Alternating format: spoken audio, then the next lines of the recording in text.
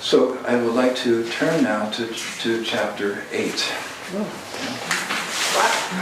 Okay? Because we have to move forward. The factors of life. Now, friends, we scaled the mountain, we're standing on the peak, now we're surveying the world, hopefully as a human being who knows something. At least we have a working model of how we actually operate.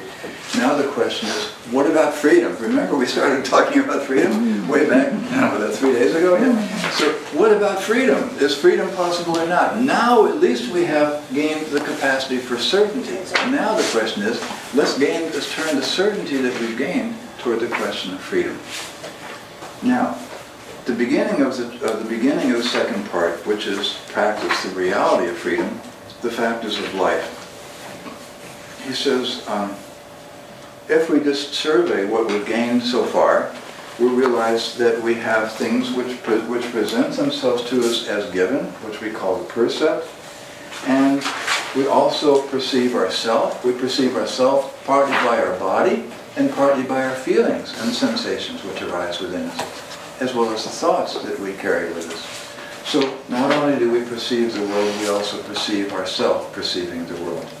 Those are both percepts. Yeah? But there is something which adds meaning to both the percept of myself and the percept of the world, which is continually weaving threads of understanding, and that's my thinking.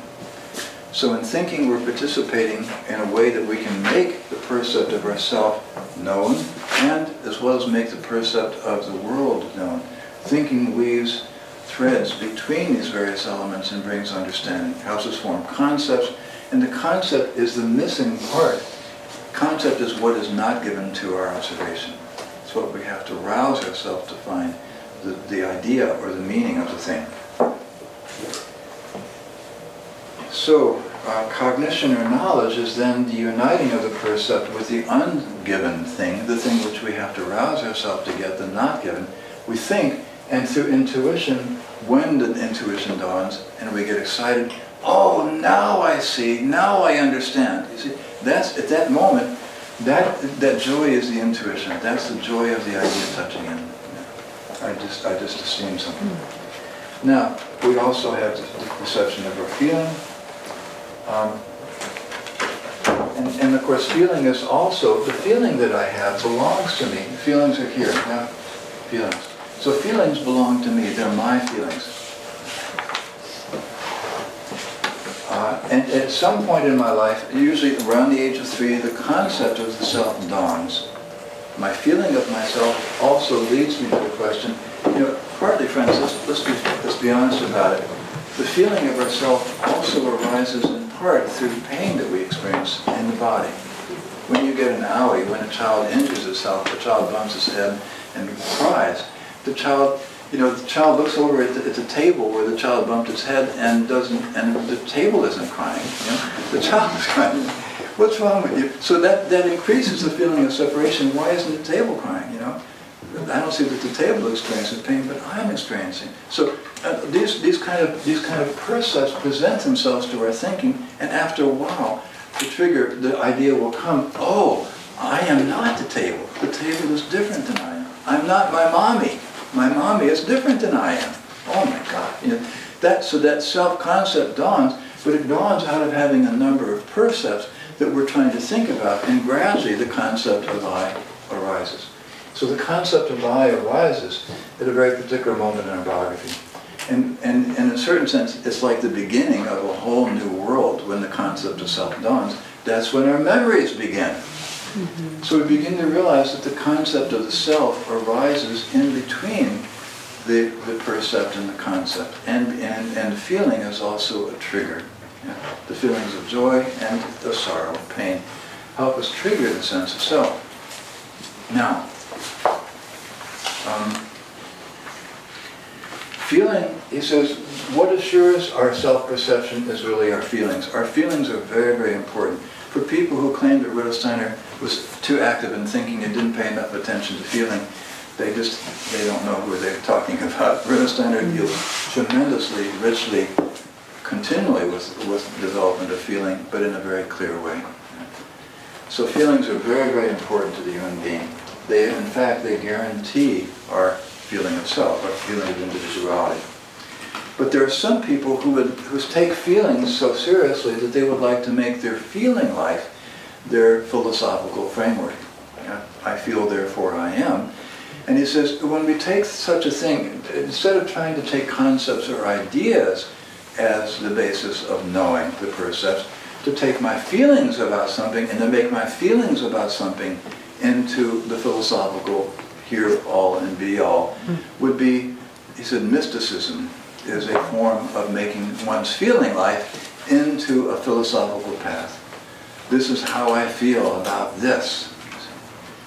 Now, he says, there's nothing wrong with feeling about things, but I can't claim that my feeling is universal. The way that I feel about something is certainly the way I feel about it. And I can express the way I feel about it by thinking about it and trying to articulate how I feel. But I can't claim that other people feel the same thing. So feeling is still subjective. But if I try to make something subjective, which is actually a subjective percept of myself, if I try to take a subjective percept of myself and make it into a universal principle to say that everybody feels what I do, I'm not going to, we have people sitting on different sides of the aisle in Washington that don't feel the same way about issues. It's pretty clear that we don't feel the same way. So we begin to realize that feelings are only, so feelings are subjective initially, but if I'm trying to make a subjective feeling into a universal idea, I'm spitting in the wind. I'm not necessarily going to get there. But remember, a feeling is also presents itself as a percept, whereas I have a percept of an object that presents itself to me through my senses. I also have a percept of my feeling. My feeling also presents itself to me as a percept, and I have to figure out what it is. Am I falling in love, or am I getting the flu? So we still have to, a percept is still only half of reality. Without the concept, we won't be able to say much about what the feeling actually is. So mysticism is a particular path. Now Rudolf Steiner here, he takes the next step. Friends, there's one thing, we've been talking about thinking and feeling, but he hasn't yet really talked so much about acting. And he said, this is a place now where if we're going to talk about freedom and freedom of the will, we need to introduce the will. Now where on the blackboard is the will? It's not on the blackboard. You have to imagine it. Where does it belong? Where does the will belong in this picture? With the eye. With the eye. With the eye. Yes, yes. It belongs with the eye. So the will must belong into the same realm that the feelings belong to, and the same realm that the eye and the mental pictures belong to. Therefore, friends, if we're going to put will in the board, could we try this out?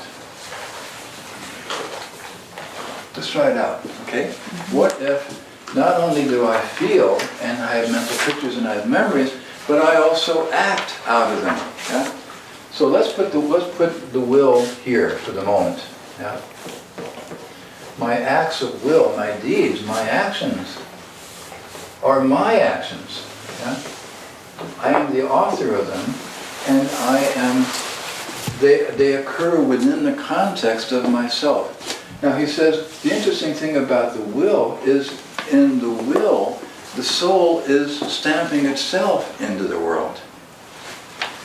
Whereas in the perceiving, the world is stamping itself into me. Do we get the difference? This is a wonderful characterization. I just love what Rudolf Steiner has done here. In perceiving, the world is stamping itself into me, and I'm receiving it as given. But when I act, I'm stamping my soul into the world. My idea, my feeling, my knowledge, everything that I am, I'm placing it into the action that I perform. My actions, my deeds, my will is where I'm stamping myself into the world. You with me? So on the one hand, we're receiving something. On the other hand, we're stamping ourselves in. Very different activity. Now, so the factors of life include the will. Now he says there are some people who would like to make the will into their philosophy. The philosophy of the will is called thelism, T-H-E-L-I-S-M. And Schopenhauer and others are very strong to say an act of will is the one thing that's definite. But Rudolf Steiner again has to say, but an act of will is really only observable as a percept, just like a feeling is a percept. I still need the idea to guide the will, or to understand the act. So the concept, the thinking about the will, is going to be important. So friends, we will begin to say, just do it without thinking, is not necessarily going to give us a clear picture of freedom. Just do it without feeling, or just do whatever you feel, or just do whatever you remember. But what about doing something that you consciously are thinking about, and you're finding a motive, and you're acting upon the motive? Now the question will be then, so what motive do I have that's guiding the will? So this is where we're going. Okay, so chapter 8, the factors of life, is surveying that picture. Now friends, the addendum to the factors of life is one of the most beautiful passages in the entire book. He wrote it in 1918, and I'm going to read it for you, okay? Because it's short, it's on page 132, and I just find this tremendously clear. The difficulty of grasping thinking in its essence by observing thinking consists in this. When the soul wants to bring thinking into the focus of attention, this essence of thinking has all too easily already slipped away from the observing soul. All that is left for the soul then is the dead abstraction, the corpse of living thinking. If we look only at this abstraction, we can easily feel drawn to the mysticism of feeling or the metaphysics of will, which seems so full of life. You see, when thinking presents itself to us, it's always as an after image. But feelings are juicy indeed, sensations, activity. So there's so much will in us. We're tempted to say that these are more important than thinking. We find it strange if anyone seeks to grasp the essence of reality in mere thoughts. But whoever truly manages to experience life within thinking sees that dwelling in mere feelings or contemplating the element of will cannot even be compared with, let alone ranked above, the inner richness and the mobility, the experience, the inner calmness and mobility in the life of thinking. Now, you contemplate this for a while, and you begin to realize, when you're thinking and thinking and thinking, there is an incredible activity going on. And particularly if you're making any headway, yeah? And intuitions are beginning to pour in, you realize, oh my goodness, this is so wonderful. When intuitions are arising, friends, I just get excited, don't you? When ideas are beginning to happen, whoa! It's almost like you're looking into a whole new world. And you realize this is even juicier than the feelings and the things that I've been doing. This inner richness and mobility of a clear life and thought is absolutely exciting. It's an adventure. I'm pioneering. I'm going into, where no man has gone before. I'm pioneering into a whole new realm here in the realm of thinking. I'm actually because I'm carving out a new space in myself to begin to, through this participating in this universal activity. It is precisely the richness, the inner fullness of experience that makes its reflection in normal consciousness seem dead and abstract. So the activity itself is filled with life, but because the thinking experience is so filled with life, its reflection in the soul seems pale by comparison. When I look back at it, I'm not as excited about what I was actually very much appreciating when I was in the moment of it. So, no other activity of the human soul is as easily misunderstood as thinking. Here it is, friends. He's saying it straight out. Feeling and willing warm the human soul even when we look back and recollect their original state, while thinking all too easily leaves us cold. It's not cold while we're experiencing it. It leaves us cold because all we have is a shadow, the corpse of it. The corpse, in fact, are the concepts and the ideas which seem lifeless after we once discovered them.